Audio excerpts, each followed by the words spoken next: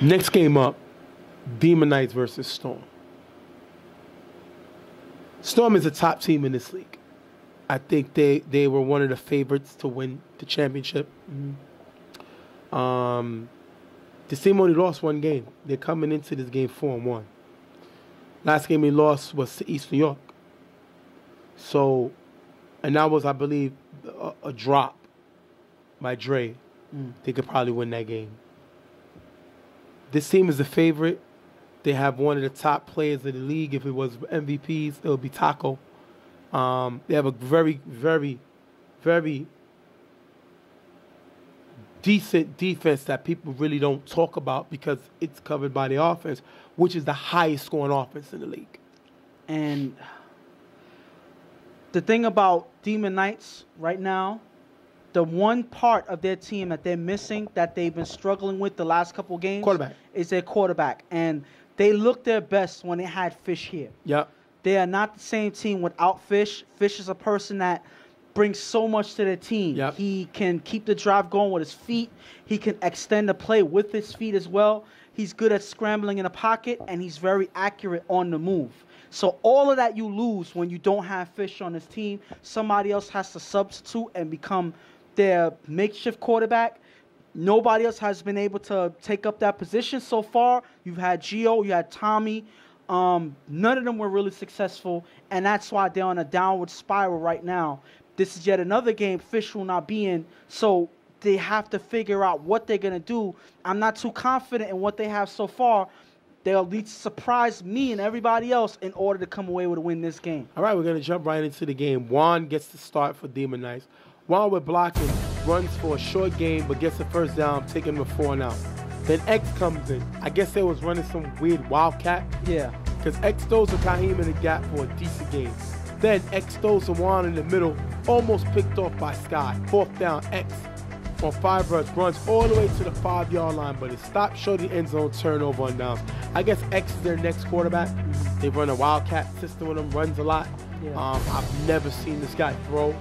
I've never heard of this guy throwing. I don't know if this guy can spell throw. But they're going to give him a shot, and he gets stopped at the 5-yard line, and he turns the ball over. I mean, what choice do they have? Who else do they have? Nobody else has actually been able to get it done, so why not keep the musical chairs going? It's X's turn. He gets to the 5-yard line, but that doesn't matter because they get stopped short of the end zone, and that's a turnover. First down, watch with blocking, runs, fakes a pitch. If you look here, I don't really know who this guy is, number 12. He jumps. I don't understand why he jumps, but he jumps, misses the tag, then Flacco misses the tag, then X misses the tag, then watch me runs all the way to the end zone for the touchdown. Hemsky gets the 2-point conversion, 8-zip. Great play by Watch Me. Looks like he puts the ball behind his back during the run. Yeah. What type of play was this? I don't know, but if this is not a play of the week, I'll fight you. Listen, the thing about this play is it seems like, and this is something that I told Watch Me on the field, because he asked about this. He said he didn't know that he did that. Right. Well, I'm sure you didn't know you did that. But listen, he knows that he's one of the guys that loves being on camera. Always. So again, he catches him with this behind the back pitch or whatever, fake pitch. One thing I gotta ask this guy here, why are you jumping? Why are you jumping? It's like this skit right here. Why are you running? Why are you running? I know so many people heard that skit, that meme that's on the internet. Right. But if you look here, he jumps. So even if you fake, jumping is not gonna help. So you take yourself completely out the play. And you look like a fool. Yes, and then you run along the sideline. Flacco here, he had the opportunity to get the tag. He just misses, only gets one hand in. Then you see X as Watch Me is running down the sideline. He dives and just misses him. So a lot of just misses, but it's not enough. And Watch Me, even though he's not nearly one of the fastest guys on the team, runs it all the way nearly 100 yards all the way down the field for the score. That's one of the biggest runs we've seen in the season. But if you look at that line of blockers, who wants this smoke? Somebody wants this smoke. Maybe that's why they kept missing the play. Yeah, missing, quote unquote, missing. Anyway, big play, 8-zip Storm. After getting the first down, X throws deep to Justin, broken up by Sky, incomplete. That is the key. They do not have a great defense in the secondary. Yeah. Because we've seen Tiki embarrass him with Nas and Meek when they played. Sky's here. Sky's a safety that I coached. Is once this guy figures it out and becomes more consistent, he could be one of the best safeties in the game because the guy can jump out the gym. You know what I mean? And the guy's not scared of contact. Great play by Sky right there, knocking that ball down. Second and long, X throws deep to Kaheem on the sideline. Tipped by Scott, picked off by Ricky. If you look here, Kaheem was never open. Ricky's another guy that I like. Coach these guys on SYS. Ricky's not a real loud guy, but he always finds a way to track the ball defensively, always. Kind of an undersized linebacker. Doesn't really have power, but is able to locate the ball. And once again, Sky makes the tip. Ricky gets the pick. Nice return by them, giving the ball back to score. And this is 2 big defensive plays by Sky. You just talked about this man, and he's stepping up, showing that his presence needs to be felt in the secondary. 2 big plays and 1 leading to an interception. Watch me with blocking from Dre. Throws the deep to open to Taco in the middle for a nice game, picking the first down. This kid has cooled off in the last weeks, but his defense has picked up. But he's still showing that he's a great offensive player. Great play by him. On 5 rush, watch me throw short to Disco, who runs for a decent gain at the 5-yard line. Disco gets lost with all these offensive guys, you know what I mean? But he's the leader, he's the catalyst, he's the guy that leads the charge. Great play by him, and he's still got a lot left in the tank. 3rd and goal, watch me find Sky in the back of the end zone for the touchdown. If you look here, Sky with a nice catch, contact from Matt. For the touchdown, Sky's gonna go down. He's gonna leave the game, but he's gonna return later, but 14-0, Storm. And this is a good catch by Sky. He stays with it. He holds on to the ball. He's one person that we've been watching play for a while now, and he's not the best with his hands. No. That's one of the criticisms we have on him. Sometimes he drops a lot of picks on defense, so he has trouble with his hands, but he shows that he can hold on to the ball here, even through the contact. If he's able to do this on a regular, he'd be much more of a dangerous player than he is now. But he takes the contact, he gets hurt, he comes back later, but that's the way to hold on to it there.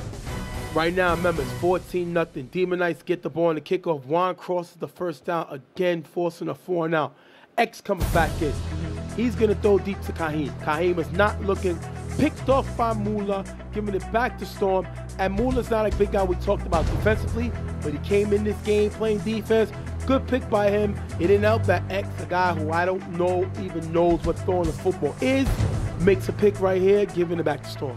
And Moolah's a guy that makes me laugh on the field. He's a player that plays hard, probably one of the best kick returners in the league right now. So he's a big-time player no matter what part of the field he plays on. The thing about it is he had a short conversation, asking what awards is available because he's trying to win something. He's trying to go home with something. But he's playing like that because regardless if it's on a kick return, on a defense, on an offense, he makes plays happen, and he's here for the interception here.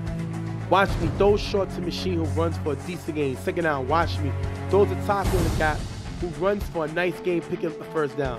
During the free play, watch me, throws it up to Dre in the end zone. Dre jumps, makes a nice catch for the touchdown. Flag is declined because of no giver. 20-0, Storm. And this is a guy, Dre, that I said, he's not the Dre of old. And he was saying that when he caught the touchdown, you're still not the Dre of old. Nobody can say that you can't still make plays. He can still make plays. He's not that same dominant guy that can take games over, similar to we've seen Canarsie. I think he was like a younger version of Canarsie. He's not that player no more. But he still has the size, and he can play tight end. He's not a wide receiver no more, but he can play tight end. And one thing he can still do, he can still go up and get the ball, makes a great catch here. I mean, they was making fun of him because his vertical on that jump is nowhere near the way it was. No. So you have guys on the sideline saying, look at his 2-inch vertical. But listen, regardless of what, his arm length alone makes it more easier for him to get over certain players. If you see here, he just gets over 1, 2, 3 players here for that easy catch for the touchdown. It's a nice catch for him, but he made it look easy out there for the touchdown. 2nd down, Gio throws an X, cutting in the gap. He runs to the sideline for a nice game, picking up the first down. 30 seconds left. Gio throws the Kaheem in the gap to get them to the 5-yard line. 2nd and goal. Gio finds Juan in the back of the end zone for the touchdown, taking it into the half. 20-6. They got something to smile about going into the half. And why did they do this from the beginning? I mean, Gio tried the quarterback for them before. He wasn't that as successful as they needed him to be in the last game, but he was able to put up points in those last games. So you might as well just keep him at quarterback. They put him in. As soon as he comes in, the first drive, they're able to score. He chops down the field. X makes a good play on offense rather than being the quarterback, and they're able to score before the half. That is the way to save the first half because it could have been much worse. They go down, but they score in the half. They have to keep this momentum, get a good defensive play coming out of the half, and I think that they have a chance to come back in it. Gio scored a touchdown pass. First of all, shame on Storm for allowing Gio to throw a touchdown pass. The only thing that hurt this team all season demonized is their inconsistency at quarterback. Mm-hmm. This team is ninth in scoring. And the only team, it's only two other teams that score less than them. And they need a quarterback. They'll be so much better if they had a quarterback. They have some good players. I think this team is decent, but they have no quarterback. Mm-hmm. So what happens? You have no quarterback. You got to slow the game down. Mm-hmm. You can't afford to take down shots downfield. You can't do that stuff, especially with the highest scoring offense on the other side of the field. You can't do that against this team. Mm-hmm. And as long as you do that, you're going to find yourself in the hole you're in right now. They got to attempt to dig this up out one play at a time. They're down 20-6. And Storm, what can you say? They're doing everything right in this game. They're scoring when they need to. One play they ran all the way from one side of the field to the other. Then you have Mula stepping up, making an interception. You have Sky stepping up, making some great plays on defense, getting them another interception on their defense. And you have them being able to drive down and score. So whatever they chose to do in the first half, they were able to do. Keep this momentum, keep this energy, and they'll be just fine in the second half. Watch me gets the ball on 5-rush, throws deep to Mula, wide open in the gap. If you look here, watch me stays in the pocket and gets hit after the throw. But the throw is so great, it's caught by Mula in the end zone for the touchdown. Mula gets right past Matt and Miguel. No one picks him up. Machine gets the extra point, 28-6, Storm. And that is a way to play through the hit by Watchman. He sees the hit's coming. Gio's coming to make the hit. He sees Mula open downfield. He just chucks it up, knowing that he's wide open. He throws it. Only Mula's there because, again, no communication on their defense. None. Because their offense is struggling, now it falls to their defense to make something happen. Their defense is not something that I would rely on either because they have been at best on the field. No communication leads to receivers left open. That's why Mula's wide open downfield for the touchdown there. Gio comes back in. He throws to Kaheem. He's still in the game, Gio. Remember, he threw a touchdown pass earlier. Yeah. Gio throws to Kaheem in the gap for a decent game. Then Gio on second down throws to X in the gap who runs for a decent game. Third down, Gio throws to X wide open in the back of the end zone, right through his hands, incomplete. Last down, Gio throws it up to Tom in the back of the end zone, high turnover on downs. X has to catch the ball. That's why, like I told you before, X is a good player. Not a great player, not an all-star, not a star, not a superstar. Nowhere on that level. He's a good player. He's not consistent. He does not take the game over. Once this kid learns to focus more on his craft, he has potential. But you can't drop the ball here. You're supposed to be a go-to guy, and that's a big drop, hurting the team turnover right there. And the thing about it is, it wasn't even like a drop like, hey, it touched my hands and I couldn't hold on to it. He misreads the ball completely, and it goes right through his hands. So it's like he doesn't even see when he has to put his hands at the catch. That's a fundamental thing that a receiver has to know when he's going up for the ball. And the sad part is he's by himself. It's not like he's worried about getting hit.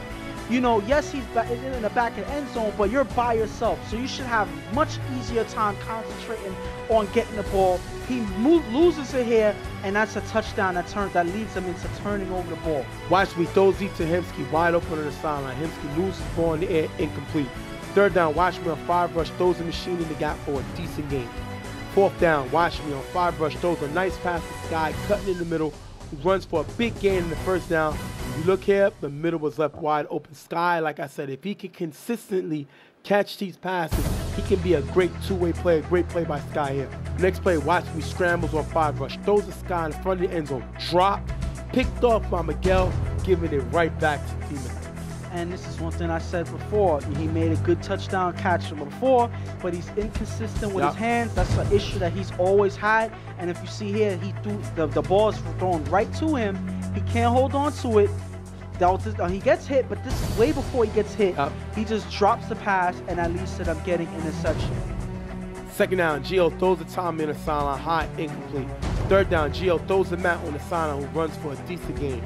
Last down, Gio throws deep to Matt, picked off by Sky. End of the game, if you look here, Gio does not let the play develop, which causes him to throw the interception. Sky gets the pick. End of the game, Storm comes away with the blowout win, 28-6. The funny thing is, catches a touchdown, then he drops a touchdown, then he catches a pick. So it's like, that's the whole inconsistency we're talking about. But he holds on to that last interception to end the game. Way to play if you're Storm. They pretty much did everything right. Watch me kind of reduce his mistakes in this game. There was a lot of times where towards the end of the game, in the last games he played, he kind of played towards his competition and he started making mistakes. He didn't do much of that in this game. Besides a couple of players dropping passes, like Sky dropping that touchdown pass, he did his job. Everybody else did their job, and they held on to this lead throughout the whole game. That's the way Storm has to play from now on.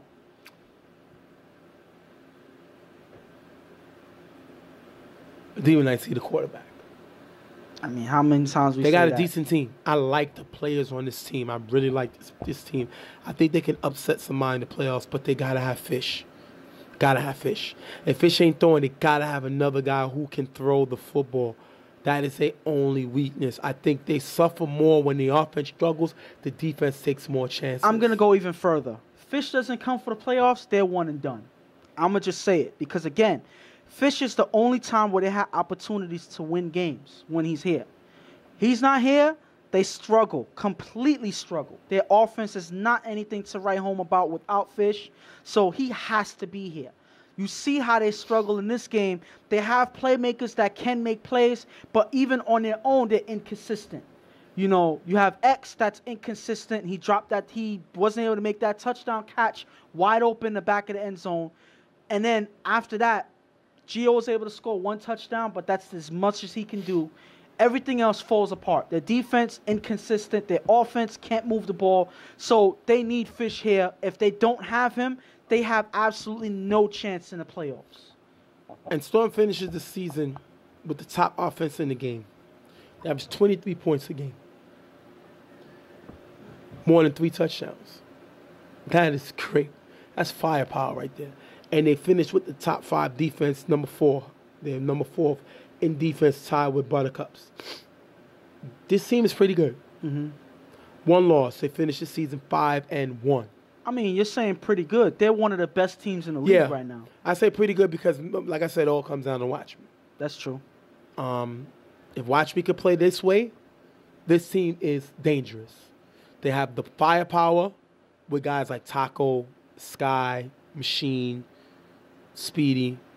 You know, they have the firepower both sides of the ball to really make noise. Hemsky, you know, Moolah, Disco. They got players.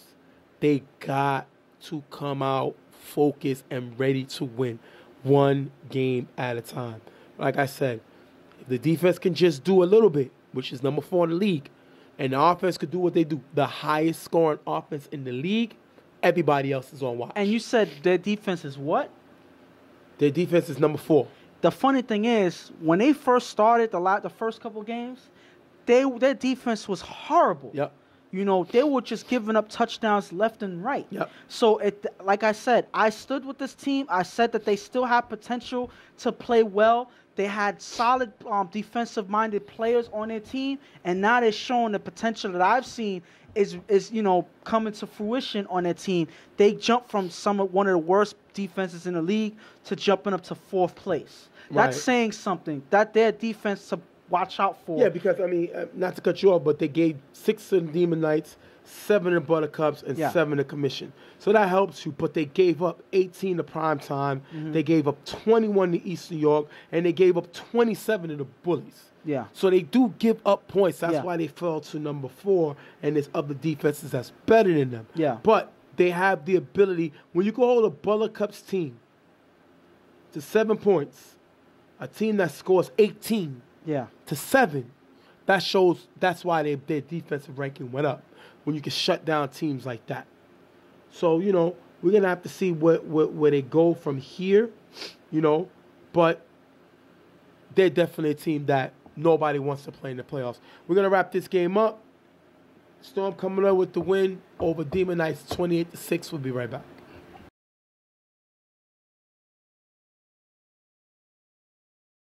Last game we're going to talk about, Suicide Squad over the playing the Bullies. It's going to be a good game. Bullies got the number 2 offense in the league.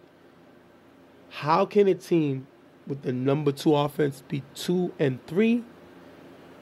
Well, because they have the number 9th defense in the league. They give up 22 points a game. That's why they're so low. And I think that the main problem with this team that they've been having all season is from the beginning all the way till the end of the season, they've been playing Iron Man. Yep. 7 players or less. So that takes its toll when you're going Iron Man every single game of the season. It takes its toll. You can go week by week, but sometimes that fatigue that you have from one week can carry on to another. Absolutely. Especially when you're doing it every week. So again, it's starting to show on their play, and it's really affecting their defense. They've been doing really well on their offense. Not too many teams have been able to hold them when they're trying to go downfield. Yeah, they can go downfield on anybody. But the defense is what hurts them because, again, that same team, when they run downfield and make a big play downfield, they have to get right back on defense and play defense. And because they're already fatigued on offense, it hurts their defense. So that's one of the reasons why their record shows what they've been going through all season. And then they play a Suicide Squad who struggled at the quarterback position when Hecko's not throwing. Hecko started, I believe, 2 games. This is the second game he's going to start, I believe. Don't quote me on that. This team has the number 8 offense. But they have the number 5 defense. They play defense, led by their best player, Rico, who's serving a suspension this game for a scuffle he had with Jesse last week. Him and Rich got suspended. Rich is a pretty good role player, a lot of energy, makes a lot of loud noise, physical, was willing to sacrifice his body. But Rico is their talent. He's their best player, and he's their leader. And this game, he didn't play, but he coached. He kept humbled. He kept the energy going. And if this is the Rico that steps on the field next week in the playoffs, this team can make noise because if once he let go of that tough guy attitude, everybody knows a tough guy. Yeah. Everybody knows he's a banger. He don't need to make it negative because that gets them flags and that gets them into scuffles where they don't need on the field. But one difference between this game and a few games before, Hecko was here for this game. Yeah. You know, he announced before the game even started, I'm back. He's back. Yep. He's back. That's what he kept saying. Well, whether we see that it matters or not, it's all up onto this game. We'll see. We'll wait. Well, it's great for him that he's back against one of the worst defenses in the league. That should be saying something. A defense that gives up, like I said, 22 points a game, 9th place. Only 2 other teams give up more. Yeah. So that's a good game to make sure you're back for. We're going to jump right into the game. Second down, Hecko throws to Jerry, cutting in the middle for a nice game, picking up the first down. Next play, Hecko throws an O in the gap for a few yards. Second and goal, Hecko finds Jerry in the back of the end zone for the touchdown. 6-0, Suicide Squad scores right away. And this is where Jerry belongs. He tried to play the quarterback a couple games before. That's not what he does. That's not what he needs to be doing. I think he split their games. I think they won one, they lost one. But again, that's not where he belongs. He belongs as a slot receiver here. He has the height to make plays that other players can't, and he has some speed for his size. So he's not the fastest, but he has a quick step. He gets into the end zone. Nobody picks him up in time, and he's able to make a quick score here. Paul on first down, throws deep to Pierre on the sideline. Pierre just misses it, incomplete.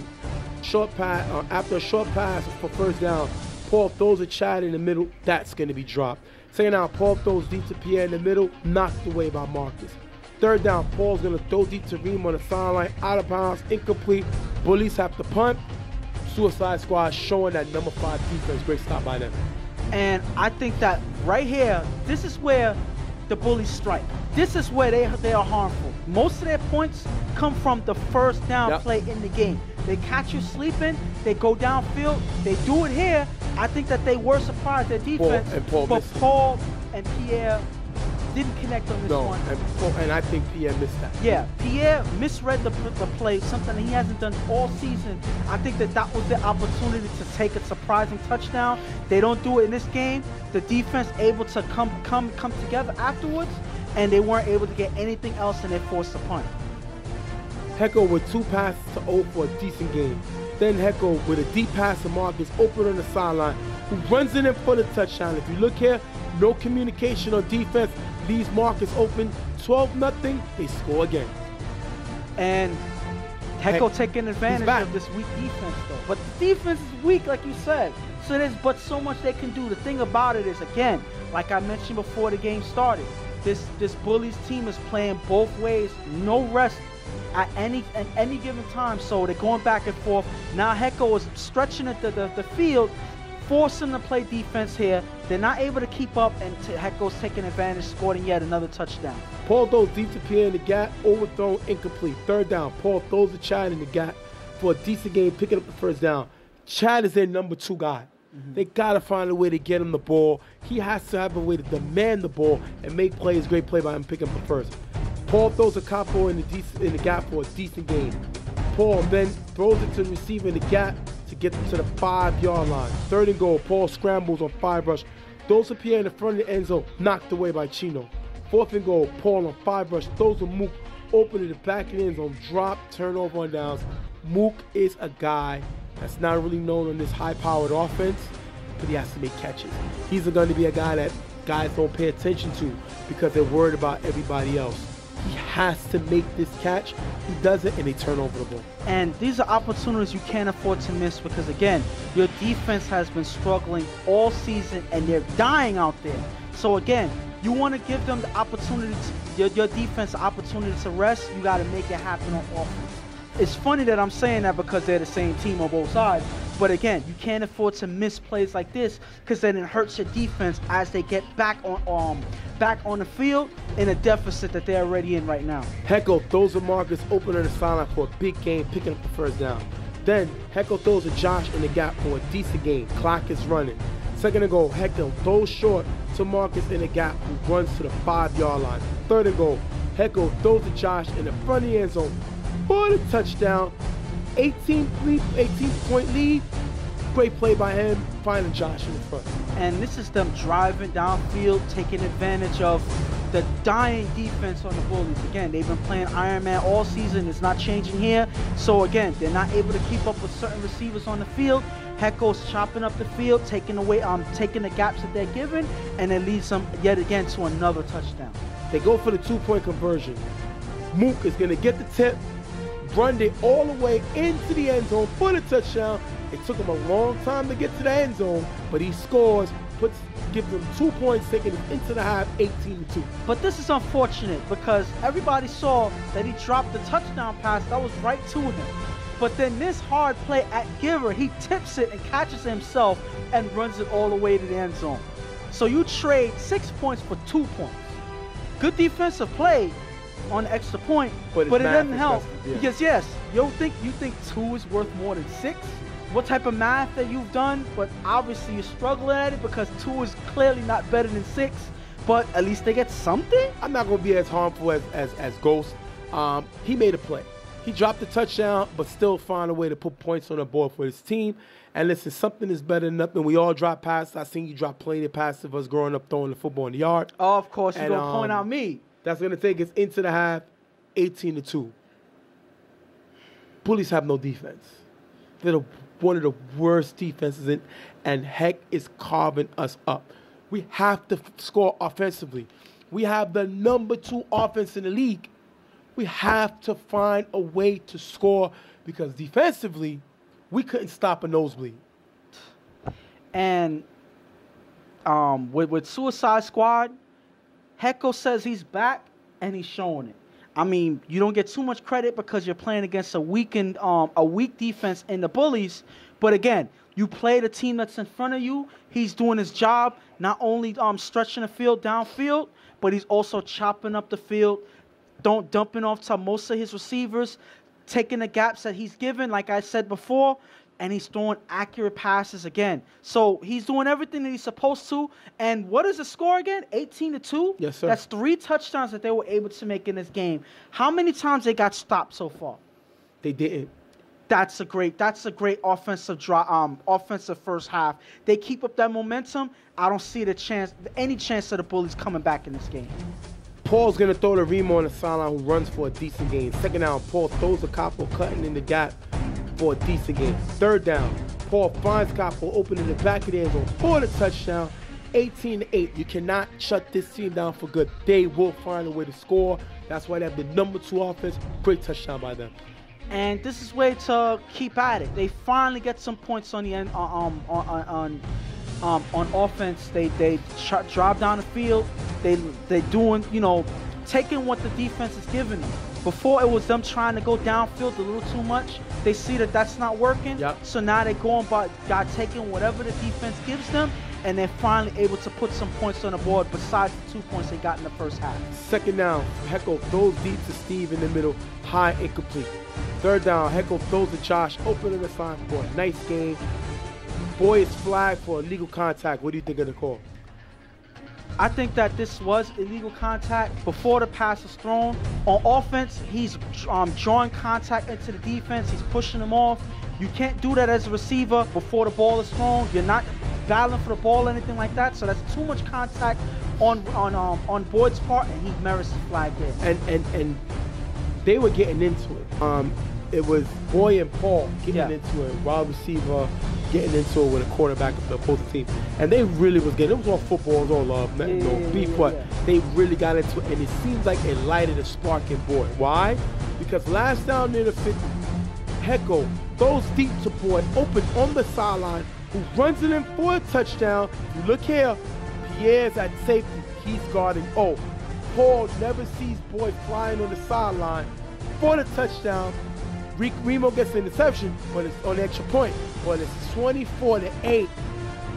Suicide Squad. And look at what happened here. Yep. You mentioned Pierre guarding. Oh, there's a reason for that. If you watch how the play unfolds, this is 4th down. So they're trying to stop them from getting the first. So Pierre steps up to guard because he's trying to protect the line on the first down. So that's a one-on-one. Yes, he sees that it's a clear target for the first down. So he steps up at safety. Paul doesn't see that Pierre steps up, and he does not pay attention to the line. He's watching the quarterback like every other defender has been doing.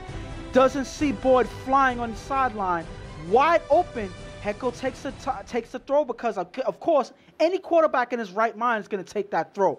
Wide open downfield. By the time Paul sees it, it's too late. Boyd is open for the touchdown downfield. Again, Boyd just says whatever. He goes right through Paul for that touchdown. Like you said, a fire was lit in Boyd because, again, he runs right through him all the way down the sideline for the easy touchdown. And let's call it what it is. Paul can't guard Boyd. He can't. I mean, it's a good attempt. He's a quarterback. He can't guard. Too fast. So Boyd makes him pay. Great play by him. Next drive, Paul throws deep to Pierre on the sideline. Off target, incomplete. Second down, Paul throws a Remo on the sideline, who runs for a decent gain.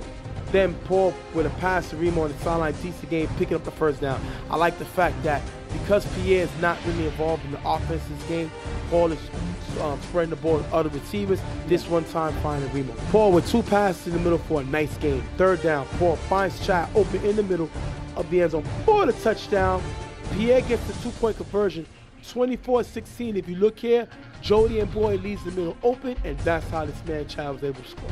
And because they're not communicating, they're both the safeties back there. So they got to talk to see who's going to get the guy in the backfield, who's going to step up. They're not talking, so Chad gets right through. Chad is that's their number 2 player. Yep. He's too quick for you to miss him on the field. Yep. And by the time they're able to see that he's open in the middle, the ball is already thrown for the touchdown there. Hecko with a pass to Josh for a decent game.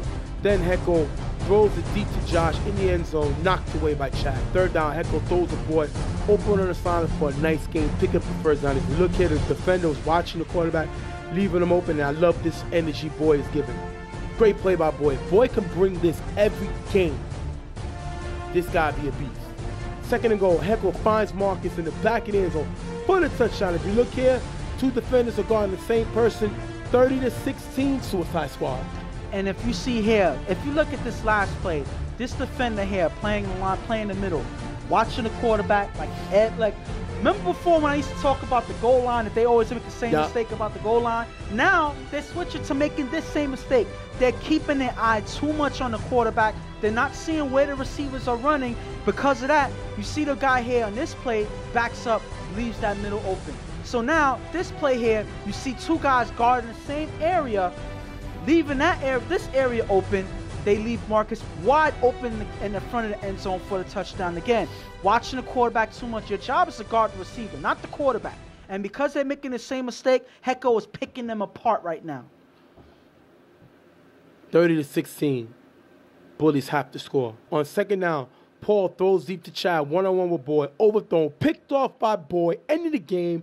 Suicide Squad with the win, 30-16. This is what happens when a player who has the potential to take over a game has that fire lit in him. Because that's exactly what happened. As soon as Boyd had that fire lit, it was over. Touchdown, interception, he helps them put away this game. And that's what fueled the fire of everybody else. You heard everybody else talking. You heard Jody talking. You heard Boyd talking. You heard Marcus calling people out on certain passes. Everybody got into the game. You have Hecko with his confidence through the roof. Right. Throwing passes, being accurate. So again, when you light a fire in this team, they can play just as good as anybody else. Especially when you have Hecko at quarterback throwing the way he was. Yes, this Bullies defense is very weak, but that doesn't matter. When you light a fire in this Suicide Squad team, they're going to compete. They're going to fight with that energy, and that's one of the reasons why they come away with the blowout win here. Bullies better bring more guys in the playoffs, guys, because they're in trouble. They have one of the worst defenses in the league. They gave up this game. They gave up 30 points. They usually give up 22. You went over your average. Yeah. I mean, they usually score 21. They score 16. That's under their average. Their fatigue on defense carried over to their offense.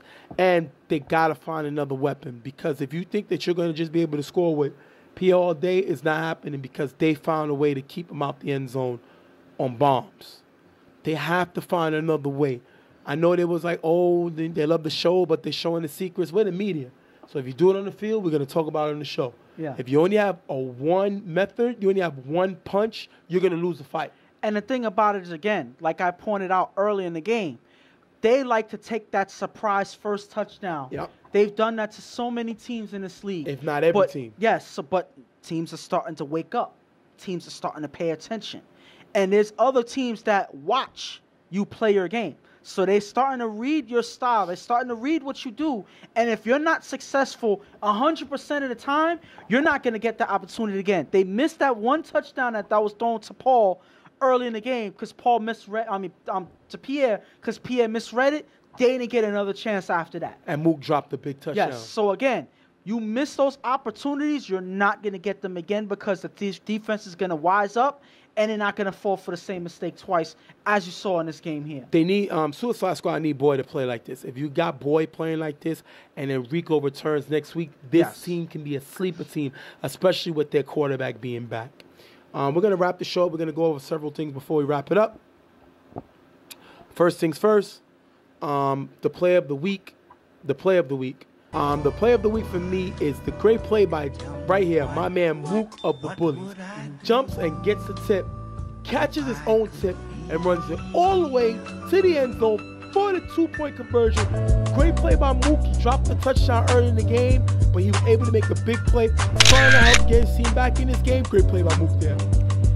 And on my side, the play of the game, the play of the week, the play of the day for me is Watch Me's run all the way into the end zone. If you look here, Watch Me with the blocking. So again, I can't only give it to Watch Me, I got to give it to the whole team.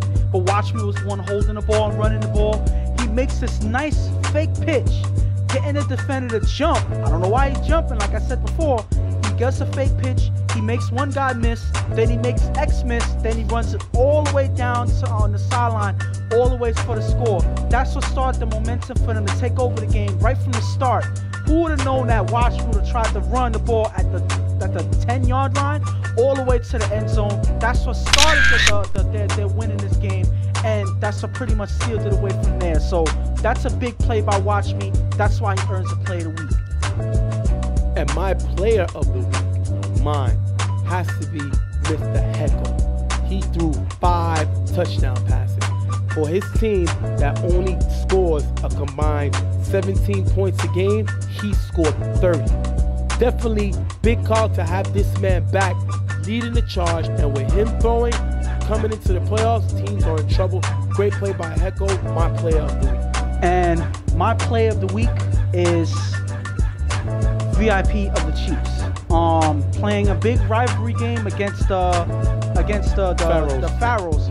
Playing a big rivalry game against the Pharaohs, he was able to throw 4 touchdowns. He was 4 for 6 in the game, only turned over the ball twice.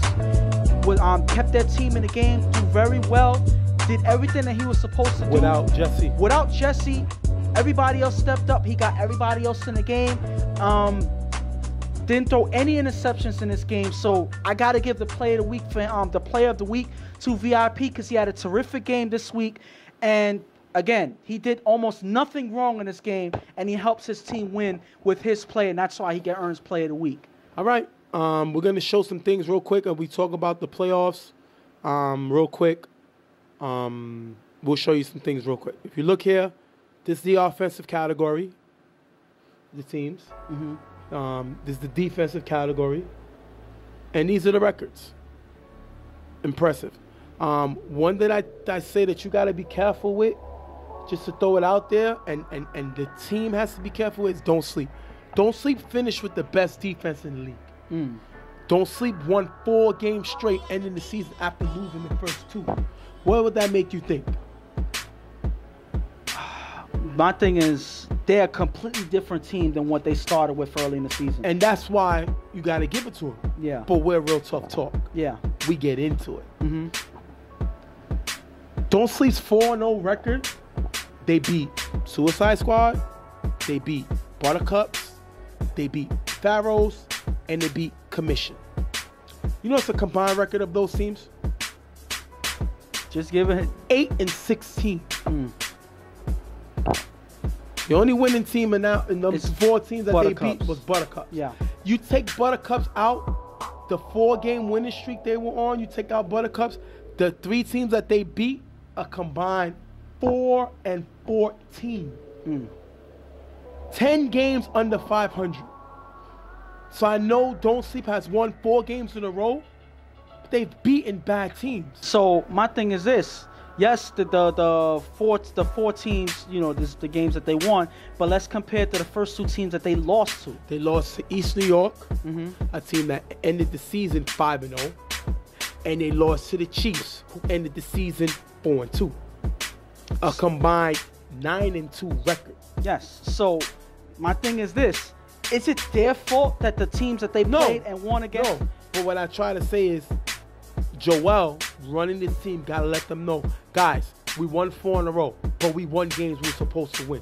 Yeah. You know, but you can't take that away from them beating the Buttercups. Yes. Buttercups finished the season 4-2. They're a top team. Buttercups is the number 3 defense in the league. So they are a decent team. You know what I mean? So you hold on to that win. Yeah. Don't hold on to the Commission win. Don't hold on to the Pharaohs win. Don't hold on to the Suicide Squad win. Focus on combined 4-0 this is what it is. Let's try to win this thing out because nobody really talked about it. And the thing about it is they did it super quiet. You know, that's the thing. Yep. They were never on anybody's radar, so nobody knows what their tendencies are. Nobody knows who's the players that are, you know, that they have to worry about more than others. So I think that they have the advantage over so many other teams in the league because, again, they never telegraph what they have, what they're doing. And one thing that Joel mentioned to me, you know, I'm quoting him, is that they have a quarterback now. Right. They got what they were looking for. Y'all gonna see us. This is pretty much what they said, and they meant what they said because they went into a 4-game winning streak since they got their new quarterback in Nick. Another thing that I want to talk about really quick is Bullies in primetime. Bullies in primetime are the number 2 and number 3 scoring teams in the league. Mm-hmm. But they are a combined 4 and 8 because they have the number 7 defense in the league in primetime, and they have the number 9 defense in the league. These teams can't stop anybody. They give up points. So that's another team, 2 other teams that you got to be careful with because they can run up the score on you quick. But we've seen Tiki struggle, fall in love with 2 top receivers, not getting everybody else involved. And the Bullies, Iron Man, is killing them. We saw it kill them this game. Yeah. And those are 2 teams, looking at these 2 teams, that these are the respective things that they have to fix. I'm not confident that the Bullies are going to be able to fix what their problem is, which is their Iron Man playing throughout the season. I don't see them fixing that. They're just going to have to figure a way to play through it. I don't see that happening, though. And another thing, like I said, I'm just throwing it out there and Ghost comments on it. East New York, 5-0. Number 2 defense in the league. Number 4 offense in the league. Everything comes to Prime. Yeah. Prime has a big groin injury. He may not even be able to play Sunday. So what happens when you take Prime off of the defense and the offense? He said he sat the last week of the season. Luckily, they got a win, you know what I mean, an unnecessary game. So he got to rest. But the question is, will he be back in order to play? Now, they have another quarterback in Birdman. Yeah. 2 completely different quarterbacks. Yeah. Birdman is a home run guy. Birdman is a downfield guy. He's not a runner at all, and he cannot play defense. What happens if this team doesn't have Prime? 100%? My thing is, I think that one of the things that hurt them throughout the season is that Prime played both ways. Yep. I think that they had enough of their personnel that they didn't need him to play defense. He was supposed to focus on quarterback because, again, you don't want to switch back and forth between 2 different quarterbacks. Prime had a winning streak, 5 wins throughout the whole season. You know, so they didn't need to lose him at this point. Now there's a question of if he's going to be able to play in the playoffs, and even if he does play, will he be 100%? Because he may have to play through that groin injury. It may not recover in time. So again, now you're putting yourself at risk to play a completely different way in the playoffs. If they have to substitute him with Birdman, I don't see them winning. Because they become a completely different team, and I don't see them winning playing as a completely different team than they were all season. So that's their issue. They also got the quarterback that I believe threw for OTF. Yes. Forgot his name. Excuse me, I forgot his name. Similar style, similar style. And we're gonna have his name on the screen right now because I'm a lost for it right now. But he has a similar style as Prime. I don't think I think Prime's a better quarterback than him, but I think you go to him because he still can run the same plays that Prime runs. So that's going to be interesting to see. What's something you want to talk about on the list as you look at it? And one team I got to mention is Buttercups. They started off strong. They went on a 2-game losing streak, and then they finished with a big win at the end of the season. So am I 100% confident in this team? No. I think they're a team that's in the middle of the pack. They can be beaten. Yeah. Because, again, they show inconsistencies on the field. Tommy hasn't shown consistency at quarterback. Certain times he kills himself when he doesn't make proper decisions. And then this defense on this team, they're one of the top defenses in the league, but they show chinks in that armor. Yep. When the offense doesn't come out strong, it hurts their defensive momentum. So, again, one thing can hurt the other. So that's one of the reasons why I'm not fully confident. But when they came out with only 7 guys, they played that much better. Yep. So what does that say about their team? When they play full, their confidence and their egos through the roof, they don't play the same. They got to play like how they did in the last game that they played. If they play like that, they're a team that's hard to beat in this league right now. And Storm, everything is on them. They got all the pressure on them. This team finished 5-1. This team has the best scoring offense in the league, close to 23 points a game. They have to get to the chip. Anything less than a chip, getting there is a waste. They have too much talent, too much firepower, and if they do not make it to a chip, it was a waste of a season. The thing about this, even though East New York has the best record in the league, I think, to me, Storm is the best team in the league because they have everything that you would want in a championship team.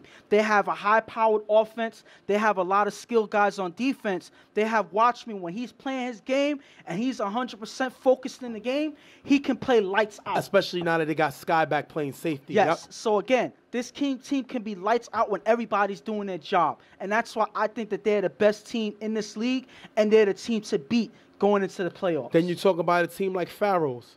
Pharaohs ended the season 2-4. I think they have the smartest player in the game in this division right now in Dave. He done seen it all. He's the only quarterback, I would say, in this league that's played in the A division, but he's playing tight end. He has to be the man to slow Beaver down. But we seen him argue with Beaver because Beaver's not listening to him. Yeah. If not, this team can upset if Beaver listens to the plays Dave calls. And you are exactly right. The thing about Dave is, again, he is probably one of the guys in this league that has one of the highest football IQs. Because he's, like you said, he's done seen it all at quarterback, championship caliber quarterback, won multiple championships in his whole career. So he knows what it is. He's been at the stage before. He just needs to be an on-field captain. Right. He needs to be that leader on the team to get everybody into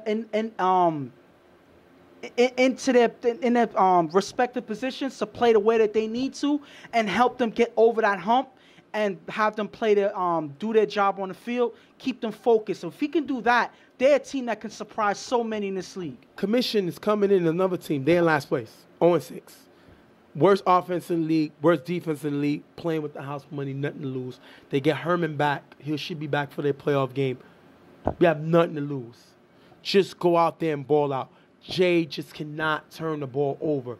Give your guys chances to make plays by not trying to make them on your own. And the key strategy for them is to take their time. That if you know that you're struggling on offense, then take your time on every single play. Do your best to keep the other team off the field. Take your time. Go to the check down passes. Drive down the field slowly. Do not rush.